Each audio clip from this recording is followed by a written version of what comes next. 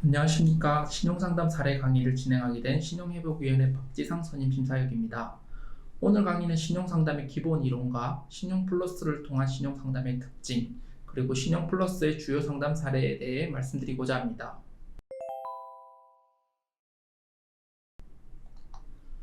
신용상담의 목적은 내담자의 신용 문제를 효율적으로 해결해 나가고 여러 가지 자원과 기회를 활용하여 스스로 문제를 해결할 수 있도록 도움을 드리는 데 있습니다. 여기서 자원과 기회란 단순하게 금전적인 자원이나 기회뿐만 아니라 시간이나 제도, 관련 기관 서비스 등 다양한 것을 의미합니다. 신용상담은 이러한 것을 활용하여 내담자의 경제적 문제, 부채 문제의 악화를 방지하고 보다 나은 대응 방법을 제공해 주는 데 있습니다. 신용상담의 형태로는 발생한 신용 문제를 해결하는 치료적 상담과 내담자의 미래를 위한 예방적 상담, 내담자의 생산적 재무관리를 유도하는 생산적 상담이 있습니다. 이러한 세 가지 형태의 상담을 상호 유기적으로 진행함으로써 내담자의 스스로 변화의 주체가 되도록 하여야 합니다. 신용상담 대상을 연체 단계별로 분류해보면 정상금융소비자, 연체위기자, 연체진행자로 구분 가능합니다. 신용상담은 내담자에 따라 요구사항이 다르며 이에 따라 상담의 목표와 방향이 달라지게 됩니다. 상담이 시작되면 우선 탐문을 통해 내담자가 처한 상황을 정확하게 파악해야 됩니다. 이후 내담자별 상담 요구사항을 파악 후 그에 맞는 상담 솔루션을 제공해야 합니다. 신용상담의 첫 번째 단계는 상담 대상 분류입니다. 상담 대상을 정확히 분류해야만 상담자의 특성 파악이 용이해지고 보다 적합한 대안을 찾을 수 있습니다. 우선 정상금융 소비자는 보유 채무를 연체 없이 정상 상환하고 계신 분인데 이런 분들은 보다 나은 경제적 삶을 위해 효율적 재무관리 및 신용관리 방법에 대해 궁금해하십니다. 연체 위기자의 경우는 현재 연체는 없으나 곧 연체 위기가 도래할 분들이십니다. 이분들은 현실화된 연체 위기로 인해 재무적 불안이 상승해 있으며 가족과 친구들의 도움을 요청하기도 하나 돌려막기와 같은 위험한 선택을 하시기도 합니다. 다음은 연체 진행자입니다. 연체 진행자는 연체 단계에 따라 크게 두 가지 종류로 나눠 볼 수 있습니다. 우선 첫째, 연체가 이미 시작되어 진행 중이나 연체 기간이 3개월은 경과하지 않아 연체 정보 등이라는 정보가 등록되기 이전 분들이십니다. 이분들은 연체로 인해 채권 추심으로 인해 높은 불안을 경험하고 있으며 불안감으로 인해 사채를 쓰는 등 부정적 재무 관리를 하시기도 합니다. 두 번째로는 연체가 3개월 이상 진행되어 연체 정보 등 정보가 등재된 분들이십니다. 장기간 연체가 진행되어 채권 추심이나 압류가 진행된 경우가 많으며 파산에 대한 두려움이 급증한 단계입니다. 상담자는 상담 대상의 유형과 상황을 정확히 파악하여 더 이상 재무적, 경제적 상황이 악화되지 않도록 구체적 목표와 대안을 제시해드려야 합니다. 채무자는 각 채무자가 스스로 채무자를 대하는 성향에 따라 크게 네 가지로 분류됩니다. 크게 노력형, 좌절형, 회피형, 배짱형으로 구분 가능한데 우선 노력형은 채무 상환을 위해 노력하는 분들입니다. 보통 생계 유지로 인한 채무 발생자, 사업 용도의 채무 발생자, 갑작스러운 사고와 병원비와 같은 위기 대처하는 과정에서 채무가 발생한 분들이 노력형인 경우가 많습니다.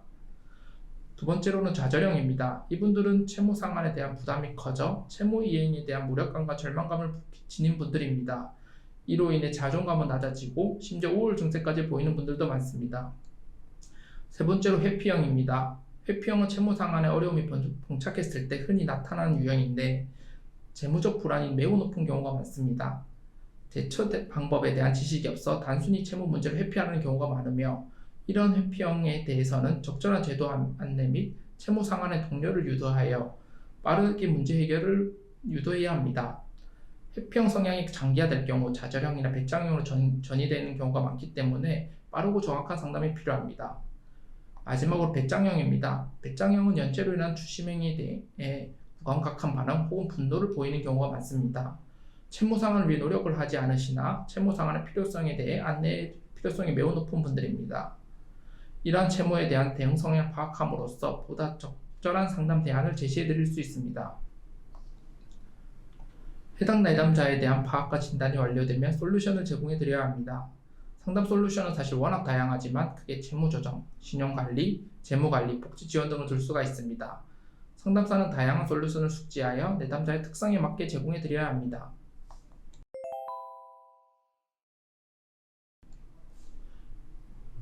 신용플러스를 통한 상담은 일반적인 신용상담과 다소 다른 특징이 있습니다. 우선 신용플러스는 비대면 상담입니다.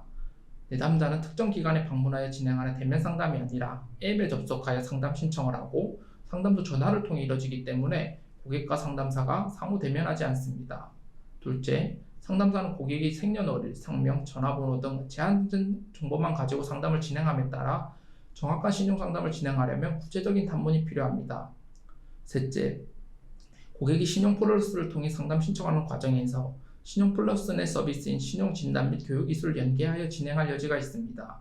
이를 활용한 상담을 진행해 볼 수 있습니다. 마지막으로 비대면 상담 특성상 서민금융진흥원 등 타 서민금융기관과 연계한 상담이 빈번합니다. 이러한 연계 고객의 특성에 맞는 맞춤형 상담이 필요합니다. 신용플러스 상담의 가장 큰 특징인 비대면 상담은 대면 상담과는 다른 장단점이 존재합니다. 우선 채무, 신용 등 민감한 주제를 다루지만 비대면으로 상담이 이루어짐에 따라 고객에게 심리적 안정감을 드립니다. 또한 상담의 시공간 제약이 감소함에 따라 대면 상담에 비해 익명성이 강조되는 특징이 있습니다. 그러나 음성 상담만으로 진행되어 고객과 상담사 간 상호작용이 어려우며 비대면 상담을 신청한 후에도 상담에 비협조적인 고객분이 계십니다. 또한 휴대폰 사용이 어려운 고령층, 취약계층에 접근이 어렵다는 특성이 있습니다. 신용플러스를 통한 상담은 이러한 특징과 장단점을 인지한 상태에서 고객의 상황에 대한 정확한 판단과 합리적인 솔루션을 제공해 드려야 합니다.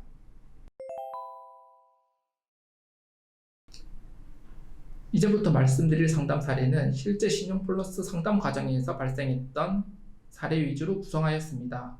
첫 번째 사례의 경우에는 현재 본인의 채무 상황으로 인한 불만 및 상담 자체에도 불만을 가지고 계신 분이셨습니다. 신청인의 배우자분께서는 10년 전에 사망하셨으나 당시에 신청인께서 미처 배우자의 채무에 대해 인지하지 못해 상속된 보증채무가 있으신 분이셨으며 서민금융진흥원의 소액생계 대출을 진행하는 과정에서 연계되어 진행되는 신용상담 자체에도 불만이 가지고 계신 분이셨습니다. 채무를 분명 보유하고 계시지만 채무 상황과 신용상담 자체에 대해 거부감을 표현하시는 분이셨습니다. 우선 상담 신청을 하셨다는 사실만으로도 진행될 상담이나 제도 안내에 대해 어느 정도 수용할 가능성을 가지고 계신 분이셨습니다. 우선 내담자의 말씀과 현 상황에 대해 차분하게 청취하여 따뜻한 공감 표현을 해드리고 이를 통해 내담자의 상담 참여를 유도해야 합니다. 실제로 해당 내담자의 말씀과 현 상황에 대한 차분한 청취를 진행한 결과 내담자는 점차 마음을 열고 본인의 상황에 대해 구체적으로 말씀하신 뒤 조언을 요청하셨습니다. 상담자는 채무자의 소득, 재산, 건강 등 종합적인 상황을 고려한 결과 자발적인 채무 상환이 어렵다고 판단되어 개인 파산에 대해 안내해드렸으며 불안정한 주거 상황을 고려하여 전세 임대주택 등 관련 복지 제도를 안내해드렸습니다. 상담 태도가 부정적인 내담자와 상담을 진행할 때에는 공감을 통한 라포 형성으로 상담을 시작하여 내담자의 눈높이에 맞는 상담이 필요합니다. 다음 사례는 신용상담에 큰 관심이 없어 보이는 내담자와 상담 사례입니다. 내담자는 55세 여성이시며 장기 현재 채무를 보유하고 계시고 소액생계비 대출 신청 후 연계 상담을 받으려고 하시지만 신용상담의 자체에는 큰 의미를 두고 계시지 않으신 분이셨습니다. 이분은 현 상황 및 상담 상황에 대한 구체적인 언급을 피하시며 상담에 대한 필요성을 느끼지 못하는 분이셨습니다. 본인의 자의에 의해서 신청한 상담이 아니라 타 기관과의 상담 연계 등 타의에 의한 상담 신청 시 종종 발생하는 사례입니다. 이러한 내담자의 경우 본인의 어려움은 토로하시지만 구체적인 상황 언급은 피하시고 심지어 채무의 소재조차 잘 모르시는 경우가 많습니다. 타의에 의한 상담 신청으로 상담에 비협조적이시거나 혹은 부정적인 태도를 보이시는 분은 사실 본인의 어려운 상황에 대한 자각하고 계시지만 방어적인 태도를 보이실 가능성이 높으신 분들이십니다. 상담 시 경청을 통한 공감 표현, 진심 어린 조언 등을 통해 적극적인 상담으로 전환을 유도할 필요성이 있습니다. 이분 같은 경우도 채무 소재 파악 방법 안내, 채무 조정 제도 안내 등 실질적인 회생 방법을 안내해드리고 이에 대해 복지 연계 및 안내와 같은 추가적인 도움을 드리니 상담에 대해 점차 호의적으로 변화하시다 결국 원활하게 상담이 마무리된 사례입니다. 다음 사례는 본인 정보 공개를 꺼리는 내담자십니다. 익명성이 어느 정도 보장되는 비대면 전화 상담 특성상 본인이 처한 문제 해결책을 원하시면서도 익명성을 빌어 본인의 개인정보에 대한 정확한 공개는 꺼리시는 분이 계십니다. 이 사례 내담자는 상담에 대해 호의적으로 참여하고 계신 분이십니다. 본인이 처한 어려움에 대해 해결책을 구하고자 하시지만 정작 구체적인 보유 채무 상황에 대해서는 구체적인 언급을 꺼리시는 분이십니다. 만약 이런 내담자가 계시다면 굳이 억지로 탐문을 진행하지 말고 상담 과정에서 파악 가능한 부분 위주로 상담을 진행해 주시면 됩니다. 연령이나 채무 보유했다는 사실, 상환이 어렵다는 사실, 일용직 근로하고 있다는 사실 등 파악 가능한 상황 정보를 토대로 개인 채무 조정이나 개인 회생 등 관련 정보에 대해 기본적인 안내를 진행해 주시면 됩니다. 내담자가 굳이 언급을 피하시는 부분에 대해서는 과도한 탐문을 진행하게 되면 내담자의 불쾌감을 유발할 수 있어 굳이 이에 대해 탐문하기보다는 관련 채무자 구제 제도에 대한 개략적인 설명만을 진행해 주시길 권해드립니다. 또한 어플 이용자라는 점을 감안하여 신용플러스 내 신용진단, 신용점수 올리기 등 관련 서비스를 연계를 추천해드리며 연체 채무자가 쉽게 처할 수 있는 어려움 및 통장 압류 등에 대한 해결 방법에 대해서도 안내해 주시길 권해드립니다. 다음 사례는 업무나 개인적인 일정 등 내담자의 사정으로 전화 연결이 어렵거나 연결이 되더라도 지금은 전화 상담이 불가능하다고 언급하시는 내담자이십니다. 이러한 사례는 비대면 상담에서 상당히 자주 일어나는 사례입니다. 실제로 비대면 상담 업무를 진행하다 보면 본인이 상담 신청을 직접 정해서 신청하셨을지라도 배달 등 업무 중이셔서 혹은 미팅 중이셔서 혹은 개인 일정이 있으셔서 등 상담이 불가능하다고 언급하시는 사례가 많으십니다. 다음은 실제로 상담사님께서 수신하셨던 문자 내용입니다. 이러한 경우에는 상담 가능한 시간에 상담을 진행하겠다고 답신을 요청하는 문자를 업무용 전화로 발송한다면 상담 성공률이 실제로 높아지는 결과가 있었습니다. 실제로 20, 30대의 내담자의 호응이 상당히 좋은 편이셨습니다. 지금까지 신용플러스의 신용상담 특징과 신용플러스를 진행하면서 실제 발생했던 난감한 상담 사례 몇 가지에 대해 알아보았습니다. 신용플러스를 통한 상담의 특징을 이해하고 내담자 특성에 맞는 신용상담을 진행할 때 보다 좋은 더 상담이 될 수 있을 것이라 기대합니다. 감사합니다.